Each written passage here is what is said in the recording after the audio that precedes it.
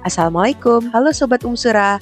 Hari ini kami kelompok 9 akan melaksanakan PJBL AIK 1, mana kita melihat langsung gerak amal usaha Muhammadiyah di bidang sosial. Muhammadiyah tidak hanya bergerak di bidang pendidikan dan kesehatan, tapi juga berkomitmen penuh untuk menyantuni dan membina anak-anak yatim serta duafa. Salah satu bukti nyatanya adalah tempat yang kami kunjungi saat ini, yaitu Lembaga Kesejahteraan Sosial Anak atau Panti Asuhan Muhammadiyah K. Haji Mas Mansur II, Surabaya.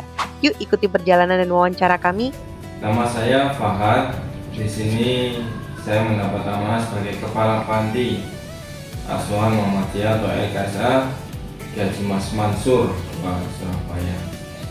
Pertanyaan pertama, bagaimana sejarah awal mula berdirinya panti asuhan ini dan apa latar belakang atau siapa tokoh kunci yang menginisiasi pendiriannya? Untuk Panti Asuhan Muhammadiyah K. Haji Mas Mansur ini ada tokoh masyarakat yang menginisiasi, ya khususnya tokoh Muhammadiyah dan warga sekitar yang kita anggap sebagai ahli kuah ya, yang punya pengaruh lebih.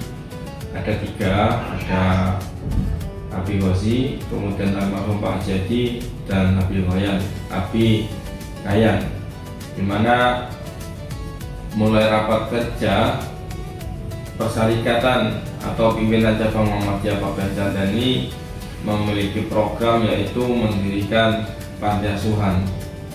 Nah, dari inisiasi itu kemudian disampaikan kepada tokoh masyarakat dengan membebaskan tanah atau rumah kosong ini, rumah di sini sebenarnya, kemudian dibeli, dan alhamdulillah dalam kurun beberapa tahun kemudian berhasil membangun dengan swasembada masyarakat sekitar juga dan donatur yang ada di sekitar ataupun di luar Panti Asuhan Muhammadiyah K. Haji Mas Mansur. Pertanyaan kedua, sejak tahun berapa panti asuhan ini resmi beroperasi secara sah di bawah naungan Persyarikatan Muhammadiyah?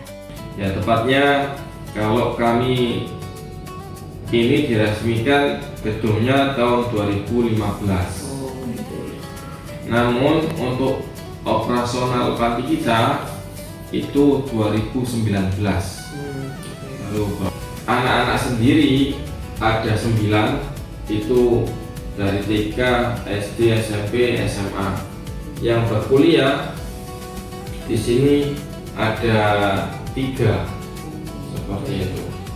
Kemudian juga ada pengasuh, saya sendiri yang tinggal di sini, dan karyawan yang ada atau tinggal di sini. Totalnya yang tinggal di Panti Asuhan Muhammadiyah K. Haji Mas Mansur ini ada kurang lebih 16. Pertanyaan selanjutnya, apa visi misi dan nilai utama yang ingin ditanamkan oleh pihak pengelola panti asuhan ini kepada anak-anak asuh? Jadi untuk visi kami sendiri membentuk karakter anak-anak yang memang berakidah, berakhlak, kemudian mandiri dan top ya. Jadi apa ini, ada maksudnya semuanya. Jadi kami harapkan anak-anak ini memiliki akidah yang kokoh, diantaranya dengan pembiasaan sholat malam. Sholat malam kami alhamdulillah setiap hari anak-anak kita bangunkan jam 3. Dari panti ini dimana menyelenggarakan tata kelola panti asuhan dengan sistem dan suasana berbasis pesantren, menanamkan nilai-nilai al-Islam dan kemuhammadiyahan sejak dini untuk membentuk karakter santri yang islami dan berkemajuan. Mengoptimalkan potensi minat dan bakat anak asuh baik di bidang akademik maupun non-akademik seperti olahraga, wushu, wirausaha, dan lain-lain. Membekali anak asuh dengan keterampilan hidup atau life skill dan kemandirian melalui program wirausaha internal panti. Dan yang terakhir, menjadikan panti asuhan sebagai laboratorium kader persyarikatan umat dan bangsa yang berkualitas. Cuci baju, membereskan pakaiannya, kemudian merapikan tempat tidurnya, bahkan mencuci alat makan yang mereka sendiri. Bahkan saya sendiri membekali mereka skill di bidang masak ya, intermezzo masak, insya Allah berguna untuk mereka, sehingga mungkin ketika mereka ingin mau makan dan lain sebagainya, mereka bisa masak sendiri. Siapa saja jajaran pimpinan atau pengurus inti yang saat ini aktif menjabat dan mengelola operasional panti asuhan, di mana terjawab dari peta konsep berikut. Kepala Santi Ustadz Fahad, Kepala Urusan Keuangan Pak Andriatno, Kepala Tatanan Usaha Pak Maisaro, Bidang Pendidikan terdapat Pak Muhil, Kepala Urusan Sarana Prasarana Pak Saiduddin, dan Kepala Asrama terdapat Mas Agil. Bagaimana tantangan terbesar serta kesan mendalam Bapak dalam memimpin panti asuhan ini, khususnya dalam membentuk karakter anak asuh yang islami? Memimpin panti asuhan ini tentu bukan hal yang mudah. Berjalan dengan misi, unggul dalam ilmu dan ikhlas dalam melayani, Ustadz Fahad sempat membagikan kisah yang sangat menyentuh hati. Beliau bercerita bahwa tantangan terbesar hadir dari latar belakang anak asuh yang beragam. Bahkan beliau pernah mengalami tindakan berat seperti diludahi oleh anak asuh yang terbiasa hidup di lingkungan keluarga yang bebas. Namun dengan landasan keimanan dan keikhlasan, beliau tidak menyerah. Secara perlahan, anak-anak tersebut dibimbing untuk masuk ke dalam sistem panti, belajar disiplin kapan waktunya sholat berjamaah dan kapan harus mengikuti kegiatan. Beliau juga menjelaskan bahwa membentuk karakter anak usia SMP jauh lebih menantang karena sifat sudah terbentuk. Berbeda dengan anak usia 3-7 tahun yang masih muda diarahkan meskipun terkadang masih ada sifat nakalnya. Lewat kesabaran inilah nilai-nilai Islami didekatkan ke hati mereka. Bagaimana bentuk kurikulum pembinaan karakter, pendidikan atau keagamaan yang diterapkan di sini sehari-hari untuk anak-anak asuh?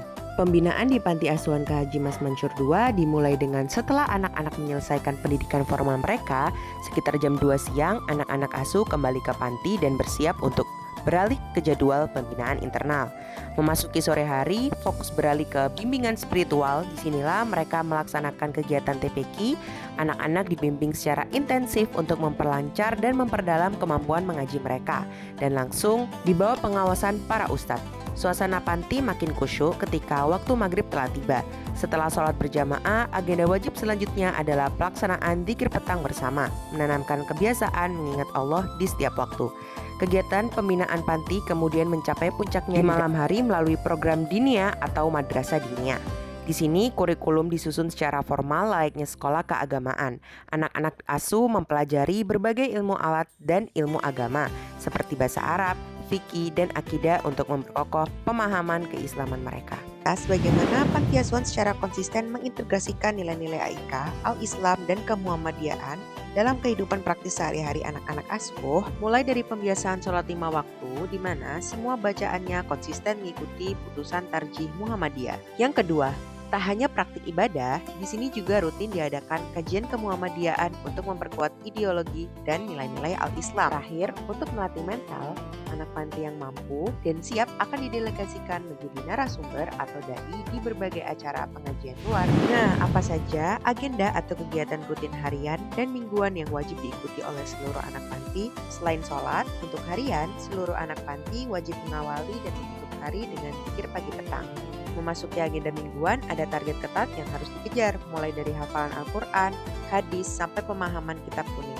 Tidak hanya belajar agama, di hari-hari tertentu mereka juga dilatih mandiri dengan jadwal piket menjaga lapak ayam siap saji panti, namanya Suki Kitchen. Apa saja program unggulan atau prestasi menonjol yang pernah diraih oleh panti asuhan maupun anak-anak panti di sini, baik di bidang akademik maupun non-akademik. Di bidang akademik, panti sukses mencetak para hafiz Quran dan aktif mengikuti lomba olimpiade. Selain itu, terdapat gerakan menulis satu buku 1 tahun. Salah satu karyanya berjudul Aku Juga Bisa.